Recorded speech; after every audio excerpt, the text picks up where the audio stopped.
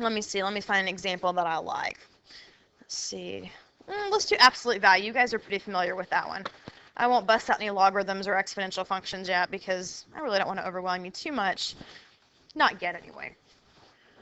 All right, so we have f of x equals negative absolute value of 2x minus 1, then plus 4. All right?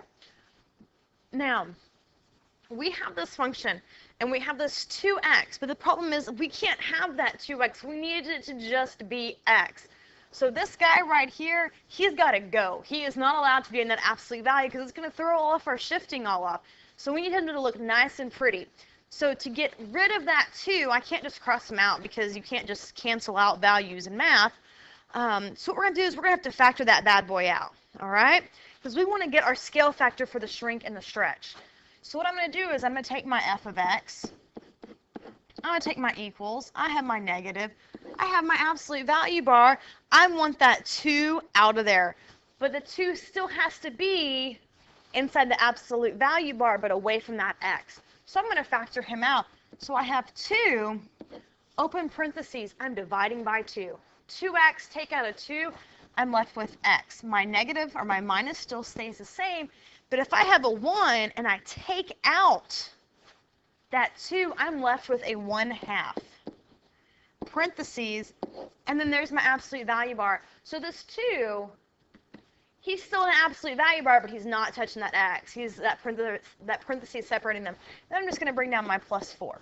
All right? So I've got a lot of things going on right here. So the first thing I'm going to do is I'm going to identify everything that I've got going on in this equation. I've got a negative on the outside of my function. Okay? I've got this guy. And that tells me I have to reflect over the x-axis. All right? If I reflect over the x-axis, remember my y's change. So that's one thing I got going on.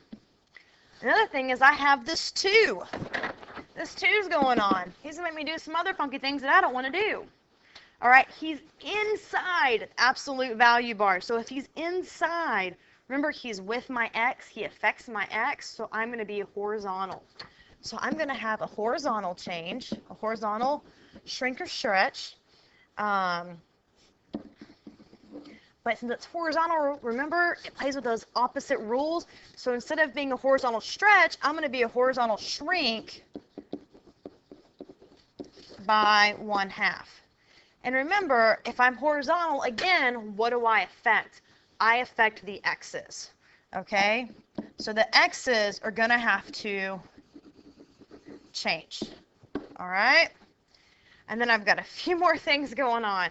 Yeah, I know, guys, I gave you a doozy, but hey, you guys are brilliant. So I've got this 1/2 right here. This 1/2 is with my x inside the absolute value bars. Since I'm inside the function, I'm going to be moving left to right. But again, if I'm left to right, that's a horizontal thing, so I play by different rules. So that means I'm going to move 1/2. Since I'm negative, I'm going to move positive, which means I'm going to move right. All right, I'm going to do my little abbreviation for positive. And then I've got one more. Oh my gosh. Then I've got this 4. That 4 is all by itself, so that means I'm also going to have to move 4 up. And that's going to affect the y's. All right? Move to the 1/2 right is going to affect the x's. Holy jeepers. All right. I need some more room. I'm going to get me another page. So we can see all this fun stuff. We can see what's going on. But here's what I have to do. I have to go back to my main parent function. My main parent function is the absolute value bar. Okay, or the absolute value parent function. So my main one is this. All right? That is, I am going to use that for all of my changes. All right? So I have an x and I have a y. All right? I always start at the let's throw in some negative points so we can get, okay, so let's start with -2, -1, 0, 1, and 2. So we can kind of see an idea of what's going on, and then we also have our vertex in here. Okay, so at -2, it's still going to be 2. At -1, 1. This is my parent function. These are my rules, all right? You should know these. But remember this guy. We've got MRS backwards. So we have to shrink and stretch, then reflect, then move. All right? So what I'm going to go ahead and do is I'm going to figure out what all goes with what. So I've got my shrink and my stretch. Shrink and stretch. Oh, that's right here. All right, he's this guy. My x's change. Okay, so that's my s's. That's my shrink and stretch. There's no more of those. Then my reflection. Oh, holy heck. Let's look at that right there. Do you see how my reflect and my shrink and stretch both affect the, oh, my bad, they both don't affect the x's. The horizontal shrink and stretch by half, the x's change. So what I'm going to do with the scale factor, I'm going to multiply everything by 1/2. So that's supposed to be a division sign. 1/2 times 1/2 times 1/2. All right, so it takes care of my horizontal. Check, I'm done. All right, now I've got to reflect over the y's. All right, so that means if I'm reflecting, all that happens is they become negated. Okay, so I've done that. Now I got to move right, which affects my x's. So what I'm going to have to go in and do is I'm going to have to add 1/2 to all of them. Plus 1/2, plus 1/2, plus 1/2, plus 1/2, plus 1/2.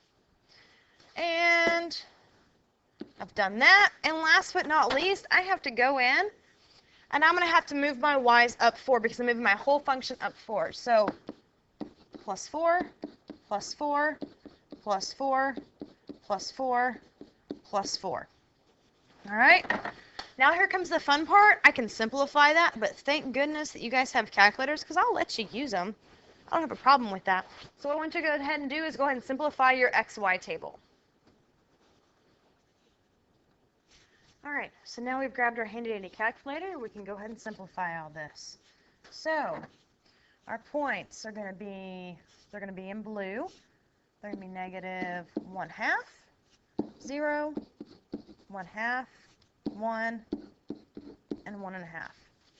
Then we've got 2, 3, 4, 3, 2. All right, so these are our points. Okie dokie. So we're just going to go ahead and grab another page of graph paper because you know what? Smartboard's got an endless supply. So we're going to go ahead and graph this bad boy. I know it's a pain in the rear. It was a long process. And there's another way you can do this. I'm just not good at it. It's where you can just kind of take it and take the coordinate points and manipulate them and move the whole graph as a whole. But honestly, I am not a visual person and I stink at that. So I've got my points and I'm just going to go from there. So I've got -1/2 plus 2, 1, 2. And I'm right there. All right, I've got 0 and I'm up 3, 1, 2, 3. And then I've got 1/2 and I'm up 1, 2, 3, 4. And then I've got 1 and I'm up 3. And then I've got 1 and 1/2 and I'm up 2. So guys, do you see your little v? Do you see the absolute value? Do you see how it was reflected over the x-axis because it's facing down?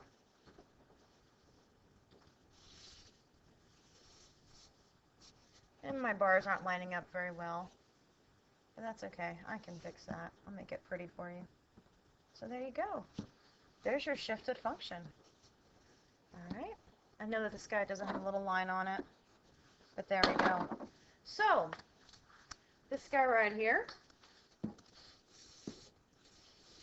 is the same after all that work. Oops. It's not going to work like I want it to. Okie dokie. So that guy is the same guy as this bad boy right here that we started with. All right? So what I want you to do is I want you to go ahead and write down some questions.